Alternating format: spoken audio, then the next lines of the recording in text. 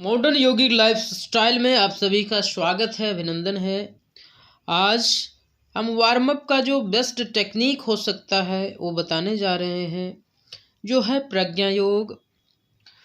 और योग का जहाँ पे जिक्र आता है वहाँ महर्षि पतंजलि ऋषि का नाम निश्चित रूप से आता है। महर्षि पतंजलि ऋषि ने 3 ऐसे महाग्रंथों का प्रतिपादन किया है जिससे पूरा विश्व का कल्याण हो सकता है।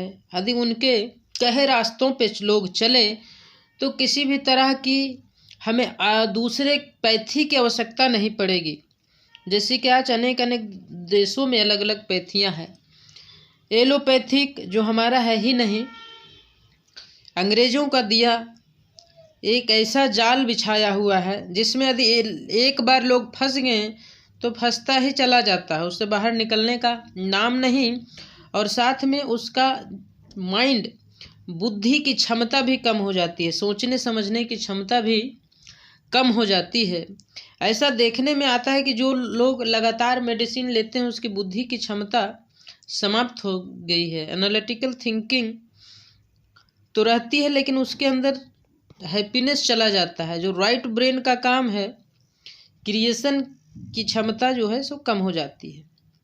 महर्षि पतंजलि ने 3 ग्रंथ लिखे जिससे उन्होंने एक व्याकरण वाक्य की रचना की जिससे वाणी की शुद्धि हो सके। उन्होंने अष्टांग योग दिया, योग सूत्र लिखे जिनसे मन की शुद्धि हो सके। शरीर को शुद्ध करने के लिए, बीमारियों को दूर करने के लिए उन्होंने आयुर्वेद के लिए एक ग्रंथ लिखे। और उन्हें इसीलिए एक सूत्र भी आता है उनका, योगे नश्चित्त है पदे न वाचा मलम शरीरस्य च वैद्यकेन योपाकरुतं परवर मुनीनां पतंजलि प्रांजलिरानोत्स्मि। कहने का तात्पर्य है कि महर्षि पतंजलि जिन्होंने मन की शुद्धि के लिए, शरीर की शुद्धि के लिए और भाषा की शुद्धि के लिए ग्रंथ दिए, उनको मैं प्रणाम करता हूँ, उनका नमन करता हूँ, वंदन करता हूँ। तो चलिए अब जानते हैं कि वार्म अप का जो परफेक्ट टेक्निक है वो क्या है और किस तरीके से वार्म अप कर सकते हैं और पूरे बॉडी के सारे पार्ट्स का, सारे इंटरनल ऑर्गन्स का वार्म अप हो जाता है। इस क्रिया को आप 10 राउंड भी डेली करेंगे, कभी बीमार नहीं पड़ेंगे। तो चलिए स्टार्ट करते हैं।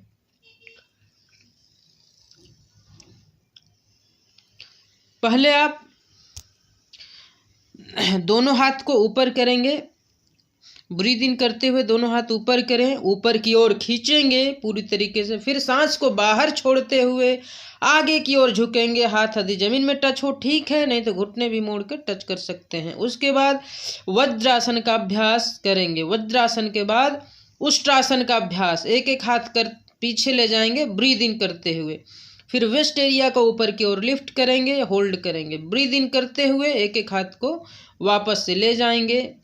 उसके बाद दोनों हाथ को पीछे इंटरलॉक करेंगे, सांस को बाहर छोड़ते हुए फोरहेड को ग्राउंड से टच करेंगे और दोनों हाथ पीछे स्ट्रेच करेंगे। फिर ब्रीद इन करते हुए अर्धताड़ासन का अभ्यास, फिर सांस को बाहर छोड़ते हुए शशंकासन का अभ्यास। दोनों नीज के बीच में थोड़ा सा गैप देंगे, दोनों हाथ आगे की ओर करते हुए शशंकासन। फिर यहाँ से डायरेक्टली भुजंगासन, हाफ कोबरा पोज का अभ्यास करेंगे, ब्रीद इन करते हुए कमर से ऊपर के पार्ट को ऊपर। फिर त्रियक भुजंगासन, सांस छोड़ते हुए नेक को राइट में बेंड करें, फिर लेफ्ट लेग देखें। उसके बाद फिर से शशंकासन का अभ्यास करेंगे। शशंकासन का अभ्यास करने के बाद फिर वज्रासन में बैठेंगे, थंडरबोल्ट पोज। उसके बाद उत्कट आसन, one of the balancing pose. फिर सांस को भरते हुए ऊपर, फिर सांस छोड़ते हुए दोनों फीट के बगल में हाथ रखेंगे, ब्रीद इन करते हुए हिप को ऊपर उठाएंगे, फिर सांस अंदर भरते हुए दोनों हाथ ऊपर। फिर ओम का उच्चारण करते हुए ओम, धीरे से नीचे आएंगे। इस तरीके से आप अभ्यास करेंगे ये परफेक्ट वार्म अप है, इस अभ्यास को जरूर किया करें। धन्यवाद, आज के लिए बस इतना ही। सर्वे भवन्तु सुखिनः, सर्वे सन्तु निरामयाः, सर्वे भद्राणि पश्यन्तु, मा कश्चित् दुःखभाग् भवेत्, मा कश्चित् दुःखभाग् भवेत्। आज के लिए बस इतना ही। इस सारे अभ्यासों को आप ठीक ठीक से करें, और यदि गाइडेंस लेना चाहते हैं, समझना चाहते हैं, तो कॉल कर सकते हैं 8800730473 पे, और अपना गाइडेंस लेकर कर सकते हैं। कुछ दिन ऑनलाइन का अभ्यास कर सकते हैं, या दिल्ली एनसीआर में है तो ऑफलाइन भी अभ्यास कर सकते हैं मेरे साथ, और जान सकते हैं सही अलाइनमेंट के तरीके। योग अभ्यास तो सभी लोग कर रहे हैं, लेकिन बेनिफिट नहीं मिलने का कारण कि इंटरनल ऑर्गन्स पे आप ठीक से प्रेशर नहीं दे पा रहे हैं, अलाइनमेंट आपका ठीक नहीं है। यदि सही तरीके से योगाभ्यास करेंगे तो कभी भी बीमार होने का चांसेस ही नहीं है, बीमार हो ही नहीं सकते।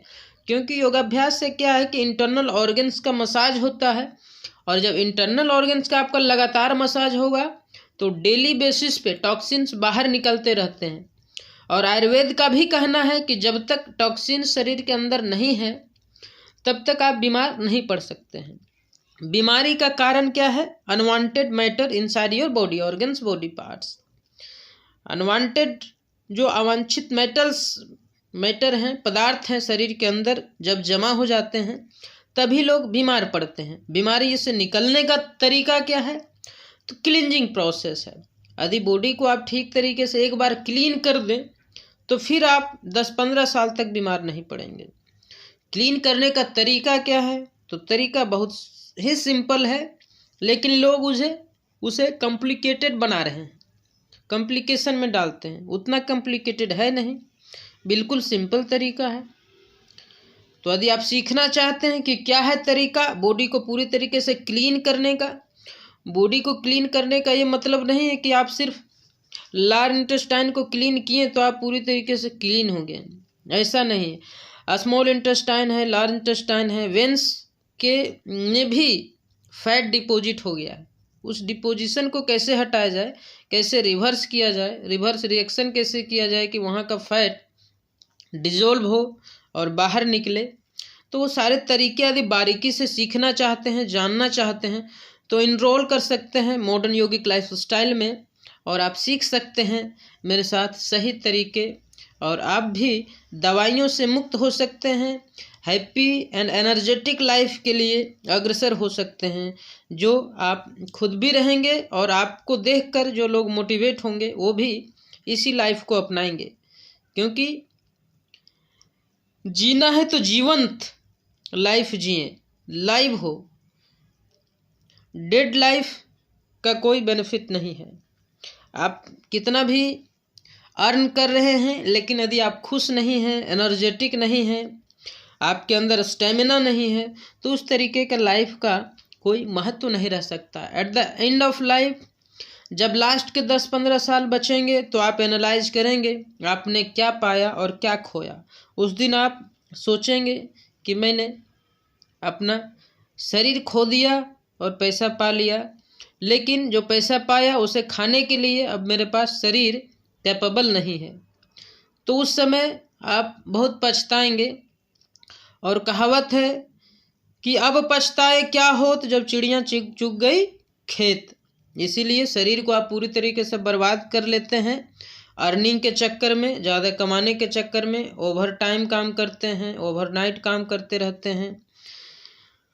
तो इसीलिए आप उन सब चीज़ों से बचें। और गीता में भी कहा गया है समत्वम योग उच्यते, समता का भावना, बैलेंस बना के रखना है। ना ही ज़्यादा काम करना है, ना ही कम करना है। एक बैलेंस हर चीज़ में होगा।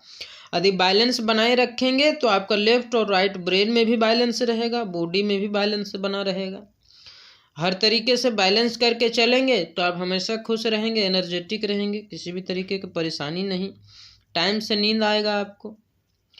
और खाना खाने के पैटर्न में भी थोड़ा सा बदलाव करेंगे तो कंप्लीट जो तरीके हैं कि कैसे आप एडजस्ट कर सकते हैं और बॉडी माइंड को कैसे फ्लेक्सिबल बना सकते हैं, जानने के लिए आप ज्वाइन कर सकते हैं और ठीक से सीख सकते हैं। एक बार सीख लेंगे तो जीवन भर एक काम आने वाला है और जीवन भर आप हैप्पी और एनर्जेटिक रहेंगे, इस चीज़ की गारंटी यदि एक साथ एक बार आप सीख लेते हैं और निरंतर इस अभ्यास को करते हैं तो। चलिए बस आज के लिए इतना ही।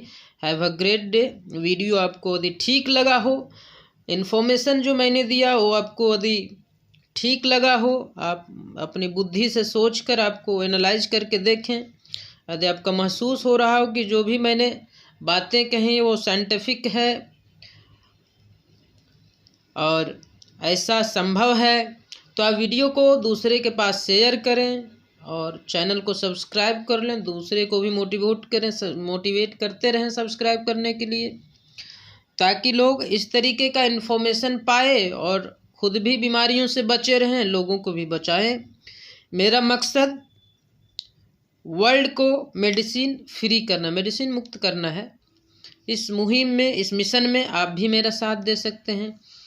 इसके लिए आप सभी को धन्यवाद, आप दे भी रहे हैं। चलिए बस आज के लिए इतना ही। Have a great day. Thank you. फिर मिलते हैं।